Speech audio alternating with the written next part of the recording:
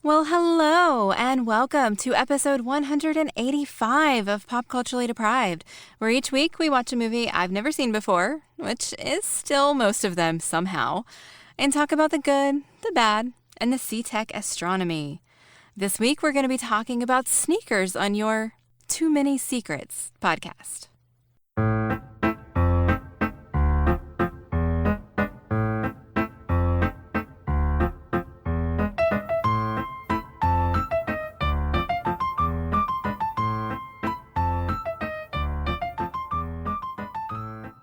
So, Matthew, this is a movie you picked. Yes. So, movies about trainers. Right? It took me until like the end of the movie to actually understand where the title came from. Because every time I hear sneakers, I think about shoes. And I was like, that's just a really weird movie title for computer caper movie. It is, but I like it because it stops it from being a computer caper thing. Mm-hmm. It's not called Hackers or Digital Counter-Terrorism something, you know. Well, because it's not actually about computers. It's not. No. I mean, they're stealing a device, right? And so they're having to use computers to kind of get around things like changing the temperature and stuff. But they're actually stealing a physical device from somewhere. Yes. So. But yes, I love this film. I adore this film in many, many ways. I think this is one of the great films. And it's saddens me that it just didn't find an audience when it came out. Just for whatever reason. Like, people saw it. It didn't do terribly well. But at the same time, it didn't go gangbusters like I kind of feel it should. I mean, this is proto Mission Impossible. Yeah. You can see Tom Cruise watching this and going, do you know, if you had a bit of action in this would be quite fun. And then going and making Mission Impossible, that first film. Well, it had a phenomenal cast. I was surprised I had never heard of it when I saw the cast list because, I mean, Robert Redford, Dan Aykroyd, Mary McDonnell, Ben Kingsley. It's got Sidney Poitier in it. And I adore Sidney Poitier. He's just has so much gravitas. And the role is perfect for him, for someone like that. And the role is perfect for Dan Aykroyd. And the role is perfect for Robert Redford. They're bringing a lot of Robert Redford's baggage with them. The fact that he was in huge numbers of thrillers and sort of, you know, investigative things certainly during the 70s. And then in the 80s, he did fewer things, but he did more directing. So, a little bit different. But they are bringing some of that. Was he in The Parallax View? Was that Warren Beatty? I have no idea. But the only thing I really know Robert Redford from is The Horse Whisperer. Okay. This is not that. No, that's it's not. for sure. I think didn't he direct that one? But he was in films like The Candidate and Butch Cassidy. Isn't this All the President's Men? I'm looking at the list. He's got so much on the list. It's hard to find the ones I want to talk about. But there were lots of films like this that he was in. Okay. That I think they're trying to channel by having someone like this in it. And then who else was on that list? Mary McDonnell is just wonderful in this. Oh, she is, absolutely. It feels like she's been given license to do whatever she wants. And you have an age-appropriate romance, relationship, love interest going on there, which I feel like Robert Redford did not often get. I think he's the archetype for men in their 40s paired up with women in their 20s. Yes, as Hollywood does. I'm saying that Mary McDonnell is like 15 years younger than Robert Redford, so maybe it's just he kept his youth and his looks really well, because not in his last film, because his last film he looked old as anything. Yeah. Yes, I love this film. It's a shame that it, like I say, it didn't find its audience, and it hasn't sort of lived in the zeitgeist, because when we do talk about films from this era, films in history that did stuff with computers, you talk about Tron and Hackers and War Games and a few other things, maybe even a Mission Impossible. And maybe this is why it didn't succeed, because this feels pretty grounded. I mean, I don't totally believe some of what they're doing and some of the connectivity they had. I do not believe they could get into those sites as quickly as they were. No. 1992. But to suspend belief in a Hollywood way, the actual tech going on and the actual discussions about it, quite interesting and quite believable. Mm-hmm. I think. Yeah, I'm looking up movies that came out in 1992, kind of around this, to see if there was something that just took the audience away. And I mean, 1992 was a good year for film, right? We've got Sister Act and we've got The Mighty Ducks, and these are movies that I love very much. And Aladdin, The Bodyguard, Home Alone 2. Buffy the Vampire Slayer. One of the best sequels of all time. Yeah. But I'm not really seeing anything in this same genre. No. That would have taken the audience away. So I don't really know why it didn't do super well, because it is a really good movie. Like, it was entertaining and enjoyable, and I found myself like wanting to know what was going to happen next. So you didn't know anything about this really going into it. This was not one on your radar at all. Correct. Okay. Like, I don't think I had never heard of it until you mentioned it to me. Is there a point in this? Is there something you can start talking of being like, oh, then I was into the film when they did this moment, or when this thing happened, or by this point I was going, this is really good? Or was it just as the credits are coming up and you're seeing that cast list, you're going, oh. Well, so the Amazon blurb for this one, because I rented it on Amazon, basically says it's a 1992 high-tech computer caper.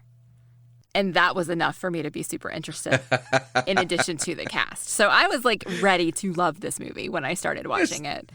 This is relevant to my interests. Right. And then it just started, like, it starts us in 1969, and we get young Cosmo and young Marty, like, hacking in the computer, which I don't actually think you could do in 1969 the way that they did, but I think the early internet hadn't really been invented even by that point. Right. But they moved money, and they said the Republican Party just made a generous donation to the Black Panthers, and I legit giggle snorted on my couch. And that right there made me think, okay, well, you know, obviously this movie has a great sense of humor that has aged really, really well. So I'm going to enjoy this. So yeah, it, you know, and it had things like pretty early on, the NSA isn't chartered for domestic surveillance. Well, yeah, right. It didn't age well in some ways. Give that 9 years. But it just overall, the cast had really great chemistry together. Right. And everything they did made sense to me. Like, a lot of times you see these movies and the technology doesn't make sense, even when it's clear they're making it up. And it made sense to me. And so I enjoyed what they were doing. I never got kicked out because I was watching this technology going, they couldn't do that in 1992. Right? Right. So it was great. You know, Dan Aykroyd being Dan Aykroyd in a way that's slightly different than what we've seen before was nice. But still, this is a part they wrote for Dan Aykroyd, right? Yes. No, this was definitely Dan Aykroyd. Yeah. Every part in this, I think they went, oh, we've got this person, let's go back and do rewrites to make it really good for them. And it feels like it probably wasn't a long shoot. Like, it's not a particularly long film. It's about 2 hours. Robert Redford's in pretty much every scene, but interacting with different people at different times. So I don't see this as being like a, you know, many, many months that they were together or something. Yeah. No, I think they just... It felt like a bunch of friends got together and were just working on a movie together. Yeah. And that honestly is something that I did read about it, them talking about having fun making it and enjoying putting it together and everyone bonding really well. So maybe it was even they cast people because they knew there was a pre-existing friendship or relationship there. I don't know, though. Yeah. So there's a few things that I think the film does that captures me. Okay. And I was trying to watch for it this time. I was trying to be a little bit more critical about it because, I mean, this is a film I think, I you know, going back into history, it's the same thing I've talked about with a few other films. I think we rented it when it came out. so I saw it on video. I think it was recorded off the TV, and one that I have seen a number of times because it's exactly my sort of film. Yes. So I was trying to think, what is it about this that I think is so good? I mean, you mentioned the fact that we open with young Robert Redford and young Ben Kingsley, and we don't have digital de-aging here. We don't have them in prosthetics. We have different actors playing them. Who look nothing at all like their older counterparts. No, I would dispute that. Really? The guy playing young Robert Redford. No. I think they have gone, what did Robert Redford look like in The Great Gatsby and Butch Cassidy and Sundance Kid? Let's get someone who looks like that. He looks like Robert Redford looked in those films where he was a young man. And he's got the same sort of gingery blonde hair, the strawberry blonde hair, he's got the tash. Do we know who played him? Because I was thinking it looked a lot like, not Bill Pullman, the other one. Bill Paxton? Bill Paxton, yes. He looked a lot like oddly mustached Bill Paxton, who does not look anything like Robert Redford to me. Oh, here we go. College-aged bishop was Gary Hirschberger. All right. Who was in some episodes of 6 Feet Under, 8 episodes, 2 episodes of Grey's Anatomy in 2007. Of course. An episode of The West Wing. Oh, he was in The Shadow of the Two Gunmen. It looks like he's best known for his role in Twin Peaks. And he was in Twin Peaks. But I don't think you've seen Twin Peaks. I have not. And I've not seen all of Twin Peaks. I do recognize his face, though, so it's probably Grey's Anatomy. Right. Probably. I mean, as we always say, everyone's been in Grey's Anatomy. So no, they were not, famous actors. They're not known things. But I think they do a really good job there setting us up for that transition so that we know who Robert Redford is. That we know that was young Robert Redford we were seeing, and now we're going to follow him as an older man. Mm-hmm. I like what they do to tell us it is Cosmo when we finally meet Ben Kingsley, because one of the first things he does is the hand magic making a thing disappear trick. And you go, and that's the guy from the beginning. Yes. And it's a little moment, it's a little character beat, but it's just, it helps us as the audience catch up really quickly. Mm-hmm. And I like that. And I think the film, as it goes on, has lots of those sorts of moments. Just helping us follow, because it's not necessarily the easiest plot. This could get, and we have watched films that get convoluted and stupid, and we've had to sit here and try to decode them and go, so what did they actually do when they did that thing? How did that actually work? Mm-hmm. This film lets us do that. Yes.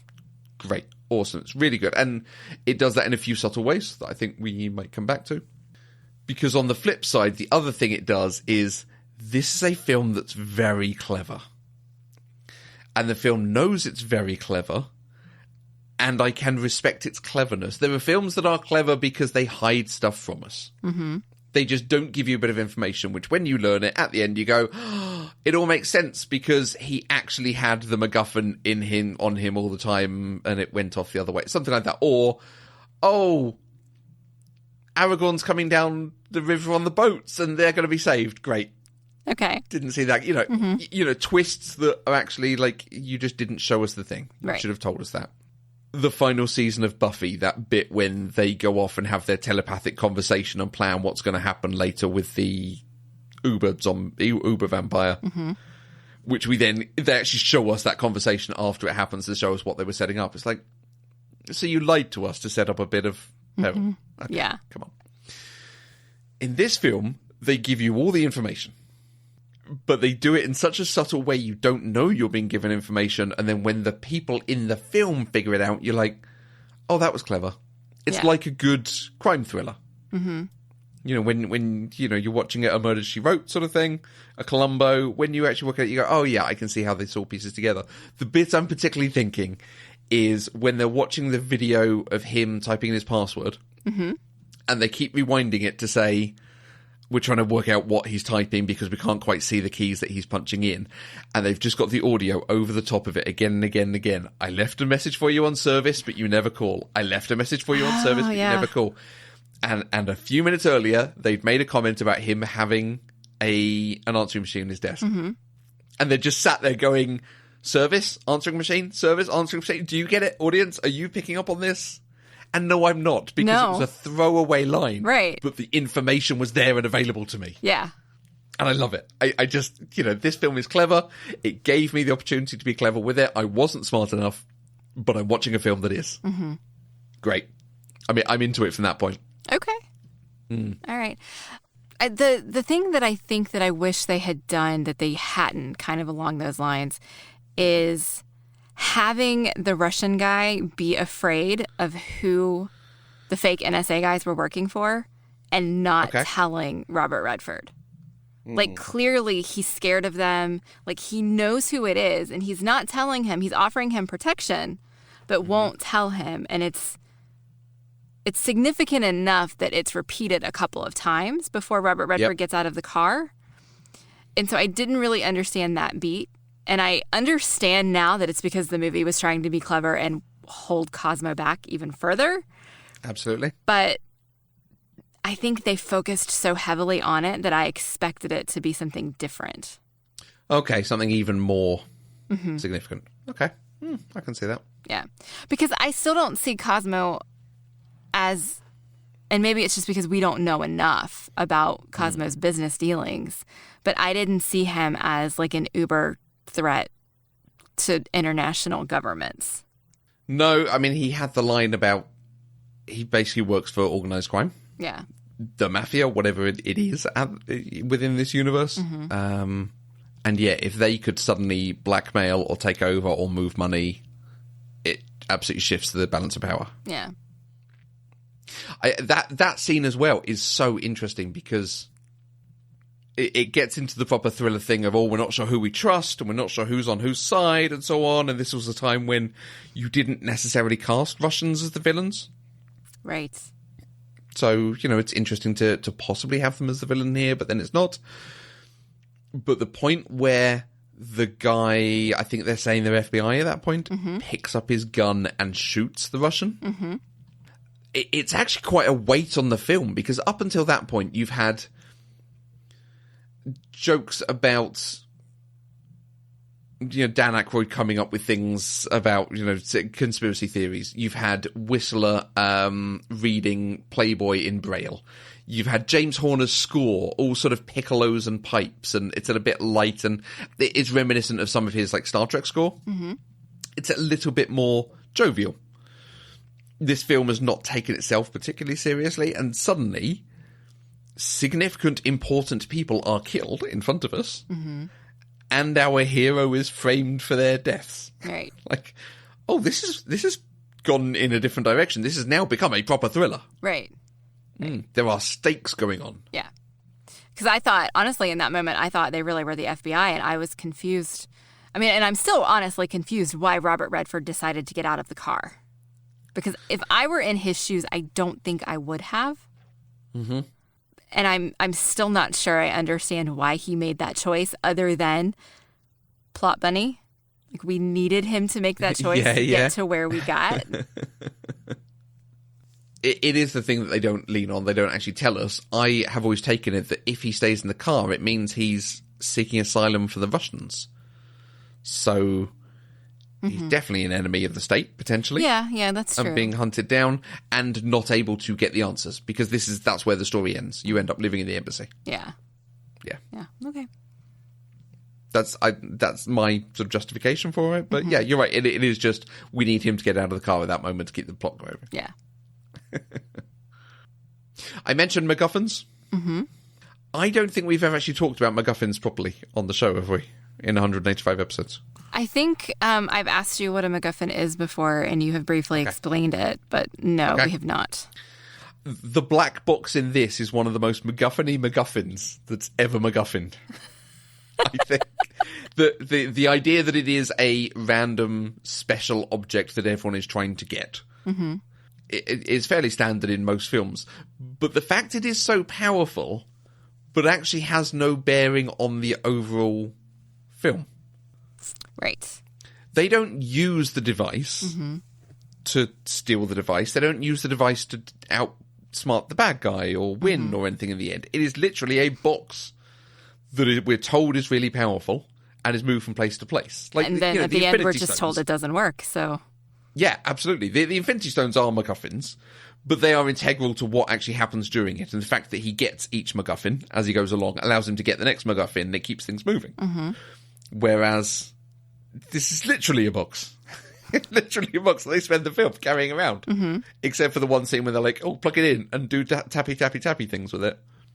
Cool. Tappy, tappy, tappy things. Yeah. And I love it. I love that it is this super powerful thing. But what defeats it is espionage, spy, you know, getting recordings of voices and walking slowly across a very hot room. And Right. it's cool. Whistler driving. Whistler driving was amazing and made me smile. Like, it warmed my heart for him to be driving. He's a very cool character. And it's quite nice he gets that moment because he gets a lot of very good moments in this, I think. But that moment is like, oh, the film's, again, gone back a bit to being silly and jovial. We now have the blind man driving a truck across a parking lot. Yeah. Silliness and fun and light again. Yeah. Because they're not going to do anything serious and dangerous at that point, surely. Not at that point, because we're already past. Well, at that point, we think we're past most of the danger, right? You know, they're getting ready to get away before Cosmo appears on the roof. And even then, Cosmo doesn't shoot him. No. So, yeah. He does give him the box, in inverted commas. He gives him a box. Because again, we know there are two boxes, but they've never called attention to it after that first time. Right. And they've never said he took it with him, but of course he took it with him. Yeah. It's a smart thing to do. Yeah. It is. You're right. It's absolutely a clever film. It's an entertaining film. It's a clever film. And it's one I think I wouldn't mind watching again. I think it absolutely holds up. I think there's enough small moments in it that make it hold up. There were things just as I was watching it going, and we're probably just basically into favourites here at this point. That as we're watching it, I'm like, oh, we need to watch this. This is really good. So when he walks in to see Mary McDonnell, and she's seated at the piano, and there's this glorious piano piece being played, and she then looks up and stares at him, and the piano piece keeps going, and Robert Redford's reaction of like, wait, I thought you were playing that. And he sees this really small young girl sat behind it playing amazingly well on it. Yeah. There's no point for that shot. There's no point for that comedic moment. It's just a really nice, fun thing. It's gloss on top of an already very good bit of media. Yeah. But then it just makes you smile. And the fact when they're doing the tappy, tappy, tappy bit on the MacGuffin box, the blind guy is sat feeling the Braille output counter thing, whatever it is, as Dan Aykroyd is touching different things to it. And you're seeing the reflection of the screen that's displaying stuff on the dark glasses that Whistler is wearing, reflected on each glass. So it's a bit like the computer is his eyes. Yeah. Drawing that parallel, he's a bit like a computer. And when they make the connection to get the code breaker, and suddenly everything just buzzes down his eyes, and you can see, wow, that's a thing. It's just a really cool little fact. I'm assuming they have two monitors opposite him displaying this, and they're just filming him and reacting to it. But it's beautiful. It's wonderfully made, and it's just so... This film has taken a lot of care over what it's doing for a film that doesn't feel that big. It feels like a small film. Except for the cast. Except for the cast. Yeah. Yeah. I love it. There's so many bits about it at every level that I can gush over and say, it's so good the way it does this. It takes so much care and attention over what it's doing. So this isn't my favorite thing, but it's something I really enjoyed in the movie. The relationship between Martin and Liz. Like, we don't know why they broke up. Nope. But we know that he was honest with her, that he trusted her about who he was. He didn't lie to her. He lied to his business partners, which I get, right? I do. But he didn't lie to her. In any other movie, he would have like held up his alias as his identity with anybody that he dated. And so I really appreciate that we had that foundation so that it made more sense when she did decide to help. And then in the end, when we're pretty sure they're probably back together. Well, and that's the nice thing, that they don't end up together at the end. Right. You didn't They're get that closer. big, like, swelling orchestra with the kiss. We didn't get any of that, which is nice. Because it wasn't the point of the movie. And to go back to James Horner's earlier work, Star Trek II, it's the end of that with Kirk and Carol Marcus. Mm-hmm. It would have been very easy to have, and because of all of this, they end up having a kiss or something at the end. And it's just they've just been on an adventure together. Yeah, and it feels very much like that. You're right; it absolutely does look like they're going to get back together. So that's fine. But it's interesting to come to this relationship where they've obviously broken up. We don't know why, but there is enough mutual respect here. Yeah, for a movie where one of the plot drivers is the idea of too many secrets, for him not to have had those secrets from her is lovely. Absolutely, yeah. Yeah. Now, my favorite thing, very favorite thing about this movie is the end with James Earl Jones. Okay, right. Like, Joseph and I both were like, when he called the NSA and we hear Agent Abbott on the phone, we're like, that sounds like James Earl Jones. And He's got quite a famous, distinctive voice. Yes, very much so. And then he shows up at the end, and the guys start bartering for what is the NSA going to do for them if they turn over this box. And, Dan Aykroyd wants a Winnebago, and James Earl Jones is like, what? Not so fast. I want a Winnebago. What? Fully equipped. Big kitchen, waterbed, AM/FM CD, microwave. This is not a car dealership, pal. He wants a Winnebago.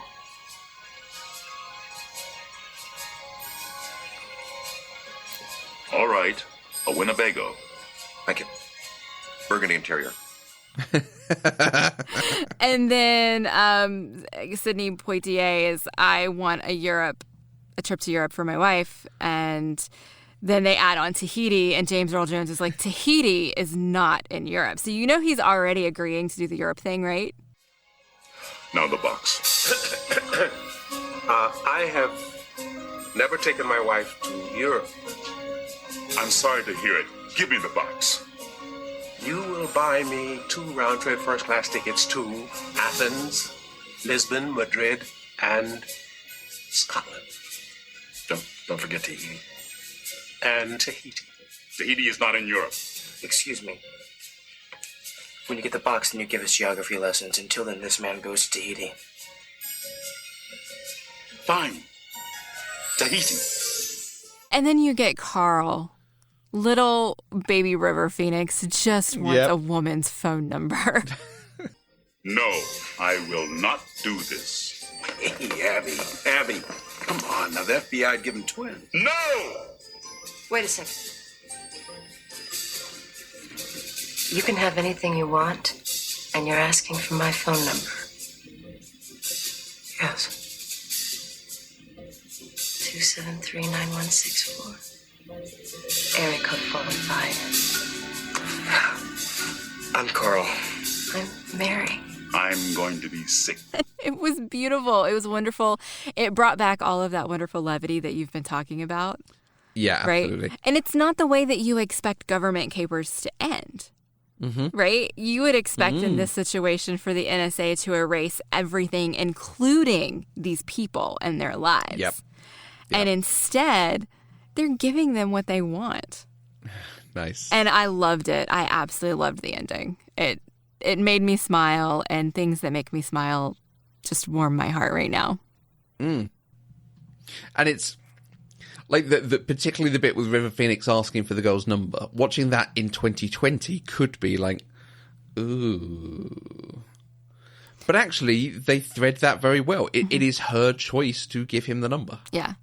Yeah, I mean, he asks for it. He doesn't, do anything weird, right? He's just like, I just want her phone number. Yeah, absolutely.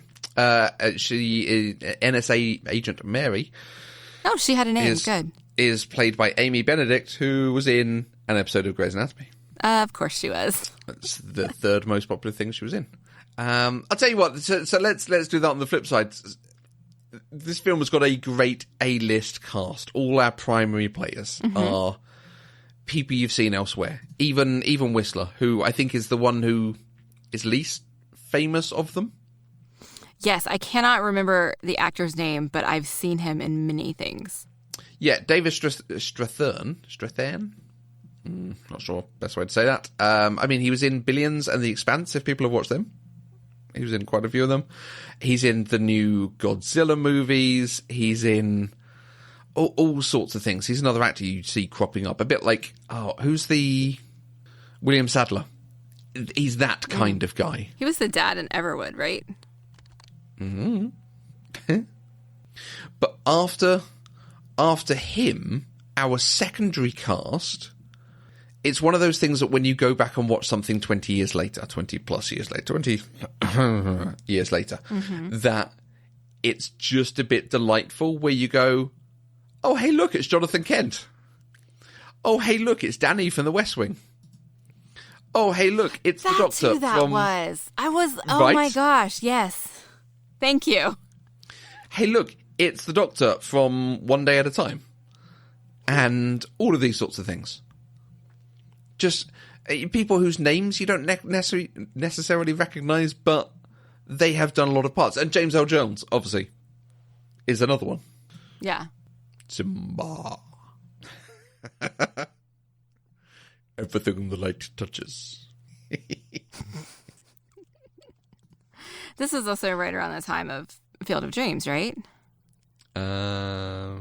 Yes, maybe?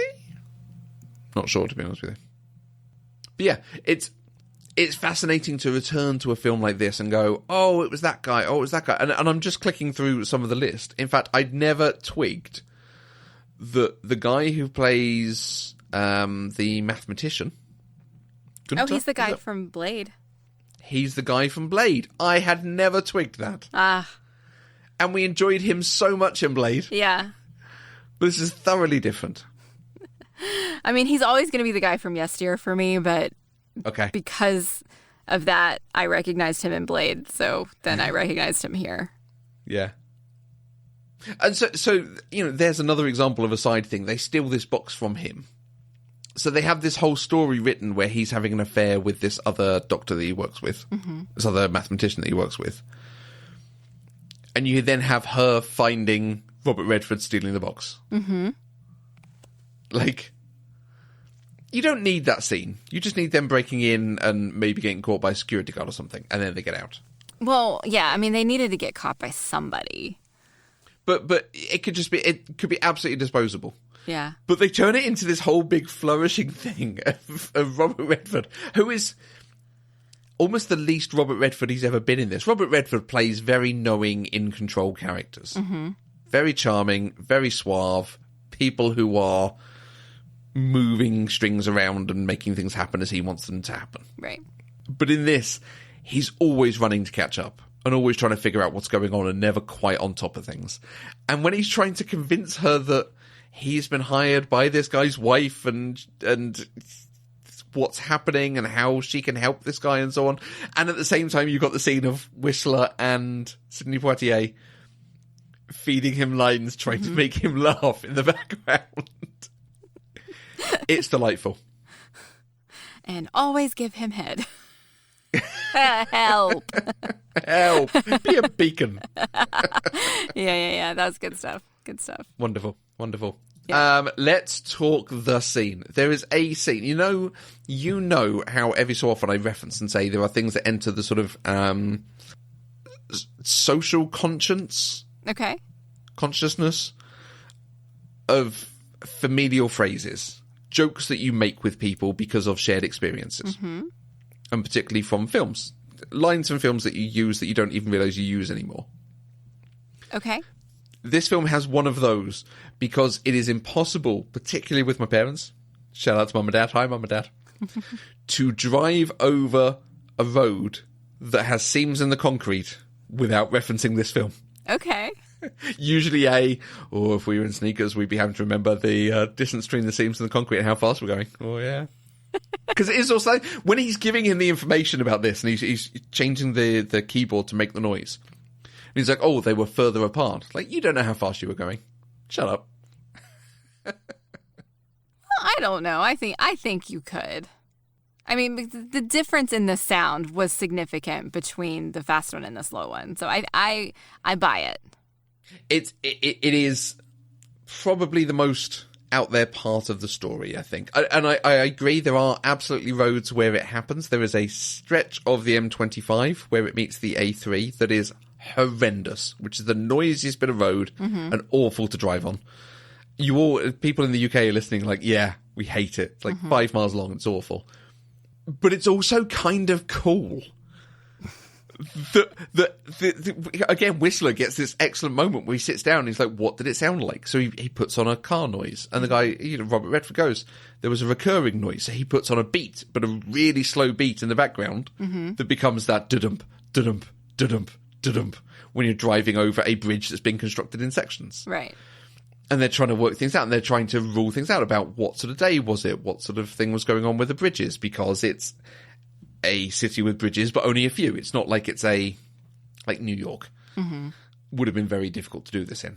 And then, again, it's delightful because it ends in the joke of, and then there was a cocktail party. And you just cut to a shot of all these birds squawking. Right. And you go, I can see how he thought that, but at the same time not. Well, I mean, it absolutely, to me, sounded like a lot of people talking. And so what else would you call it, right? I mean, he knew it wasn't actually a cocktail party. Yeah. Like, he knew that. You could tell it by the way he said it, the look on his face. But how else would you describe that sound? Yeah. I mean, because until they showed the birds, I didn't clock that they were birds making that sound. Yeah, right. But I also don't think I've ever heard that many birds together at one time. That's a lot of birds. Ducks, maybe. I don't know what they were. Geese, possibly. Something. Who knows? So, yeah, no, I thought that whole scene was really, really well done. I don't, however, understand how he knew he was on a bridge. Because it's not just bridges here that have those seams in the concrete. No, but I think the way they come is definitely the sound of a bridge. Maybe. I think concrete that is dug up and redone on a normal road, you don't get that regularity to it for that stretch as well. So Maybe. Maybe. I mean, I did enjoy, like, all the logic, how they ruled out which bridge it was and, you know, all of that stuff, how they found where they were going. I thought that was great. And it's very nice. Again, it's a very clever film because it gave us that information. We had the noise when he was driving, but you would just write it off as your sort of diegetic sound in the background. Right. Yeah, it's cool. Yep. It's the hard thing we often have when we talk about a really good film. Because a lot of the conversation is like, it's really good, and here's what it does really well. Yeah. You can't pick it apart and put it back together again, because I don't think I'd change this film. I don't think I would change anything in this film either. I mean, it is dated, but that's because it's 1992 and it's technology, but that doesn't make it bad. No. Maybe, like, the argument we always have, particularly about films from this sort of era, more women. No reason half of the crew couldn't have been women, but at the same time, like you say, it's dated. It's a sign of the times. Yeah. Yeah. Did you tell us your very favorite part of this movie? Besides the whole movie? I think just the whole thing, it's just You're not allowed to do that. It's great. It's so, let's get into her on the date with Stephen Tobolowsky, trying to get him to say passport, and the ridiculousness of him, and the fact he is really quite awful, but she's going through with this. Yeah. And then when it seems like she's caught and it seems like she's getting away, and she makes just a flippant comment, just trying to cover everything over and saying, this is my last computer date. And Cosmo going, no, these two wouldn't have been paired up. No, right, it's not right. a thing. And it's just, the film is not a sucker. It's not getting away with things. It is saying, no, if you say that to this character is going to think it through because he's smart. Yeah. Yeah. Great. It's just great. And then it becomes a heist. And then the film is a number of heists in a row because it's like Mission Impossible. Then it becomes a proper heist. We've got this equipment we've got to get through. We've got this security voice thing that we've got to get through. And then we've got to get people in the parking lot. And you get the heist planning and you get the heist going on, as you should in any good heist movie. Love Right. it. Yeah. Yes. Definitely more of a heist movie than a computer caper. Yeah. Yeah. And I like heist movies. They're pretty good. So And that's why it's nice and grounded. It's not like Hackers going, computers are neon and skateboards and right. using technical lingo, hack the planet, jargony phrases. Right. There's yeah. none of that. It's just people who've been working in the field for many years who know what they're doing and have all the kit to be able to do it. Yeah. Because the problem is when you get young kids doing this stuff, you go, well, where do they get that from? Okay, well, that means they've got to be rich white kids. This is a nice, interesting group of people coming together to do a thing. It's cool. Yeah. It's so cool. Yep. All right. What's next, Mr. Matthew? I'm not sure what's next. We just had this conversation. I know, and then I closed the spreadsheet. Daywatch. We're going to sneak up on Daywatch. We are. Ah, boom, boom. Will you remind our listeners what Daywatch is? Daywatch, the sequel to Nightwatch. Ooh, imagine that. Oh. So we saw the excellent Russian urban fantasy last year. Was it last Halloween? Yeah, it was during Vampire Month. So it was last October. Was it Vampire Month? No, that wasn't a vampire one. I mean, 2020 has lasted for 6 years so far, so That's who true. knows when the episode came out? When did we do that? I don't know. I don't know. So you're going to a spreadsheet. I'm just going to... No, I'm Googling. Episode 155. So 30 episodes ago. February. So beginning of the year. Yeah. Oh, it was my birthday, wasn't it? It was, yes. There yes, we go. This was your birthday episode. So we're going to cover Daywatch, the sequel, which covers some of the Book of Nightwatch and some of the Book of Daywatch. Okay. Yes, there have now been 6 watch books. Wow. And for those of you who would like to follow along, it is available on Amazon in the States. Ah, cool. Not Amazon Prime. You have to rent it, but it is there. Okay. I'm pretty sure it's not available anywhere over here, but let's have a look. Let's have a quick look. Nightwatch is not. Daywatch is not. Bummer. Soslol. I mean, you can rent it. You know, it's on Google, it's on Amazon, it's on... Okay, so you can rent Apple, it. so- It's just not on the subscription. It's just not on free streaming service. Okay, got it. Yes, this is the 2006 follow-up to Nightwatch, Daywatch. Okay. I think I can throw out a recommendation for people if they want something joyous and fun in this time, however you want to describe this time, because we're coming up to the end of the Great British Bake Off for 2020. We do a podcast about that, myself and Catherine, my wife. We do Worth the Calories, where we talk about the bakes, we attempt the bakes, we eat the bakes. It's terrible. It's such a hardship having to do all this stuff. And it's been really interesting and really good. So I would recommend looking at the Great British Bake Off, which in the US is available on Netflix on Fridays. Every Friday we get the new episode. Yep. And over here, it's on the Tuesday before that on Channel 4. And then Worth the Calories, you can find it wherever you want to. And we have a lot of people baking along with us, which is quite fun. People doing all sorts of bagels and upside-down cakes and so on. So look us up on Instagram at Eloquent Gushing, where we share what we've baked. And in our story, we throw up people who have done the bakes as well, because it's really cool to see all these people doing stuff and generally doing it better than us. So it's awesome. Like, I can learn from people, finally. So, I absolutely second the recommendation. Worth the Calories has been amazing this season so far. And I have not yet been able to attempt to bake anything, but I'm looking forward to finding something to bake. I'm sure there'll be something in the series that you can. So yeah, I say, hit us up on social media to tell us about, cakes and bakes and all sorts of things that you like, but go and find something joyous. Listen to Worth the Calories, watch the Bake Off, because it's a nice shining light in, 2020. Yes, I tweeted the week the first episode came out, and I got to watch that first one, that just hearing the Bake Off theme music just like relaxes me. It calms me down. It's so lovely. So very lovely. Yeah. So you can find me tweeting about such things on Twitter at Mandy K. And I'm on Twitter at Matthew Vose. And we are completely funded by listeners like you through Patreon. Anything you can give, even if it's just $1 a month, it helps to support the network. It helps us in developing our shows, in launching our shows, in baking, in doing all sorts of stuff behind the scenes. And it gives you a warm, fuzzy feeling inside for supporting creators who put out content that I'm hoping you like, and I'm sure you like. And if you're listening to us and you want to find out more, you can go to patreon.com/eloquentgushing to get all the details. And we will be back in 2 weeks with another episode where, as we just said, we will talk about Daywatch. So until then, I am Mandy Kay. And I want peace on earth and goodwill toward men and women. Pop Culturally Deprived is an Eloquent Gushing production. For more information, visit eloquentgushing.com or find us on Twitter @eloquentgushing.